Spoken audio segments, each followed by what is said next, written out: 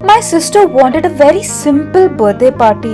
ಎಷ್ಟು ಸಿಂಪಲ್ ಅಂದ್ರೆ obviously we had to book a 5 BHK villa. ಯಾಕಂದ್ರೆ nothing in Urvi's life is simple. When you book ಮಾಡೋ ಮುಂಚೆ ಅವಳು ನಂಗೆ ಒಂದು ಚೆಕ್ ಲಿಸ್ಟ್ ಕೊಟ್ಟಿದ್ಲು and it was my social responsibility as a sister to keep her happy on her birthday. ಅವಳಿಗೆ villa ಜೊತೆ pool ಬೇಕಿತ್ತು, ಕ್ಯಾಂಪ್ ಫೈರ್ ಬೇಕಿತ್ತು because she wanted to roast marshmallows and she wanted to sing, dance surrounded by nature.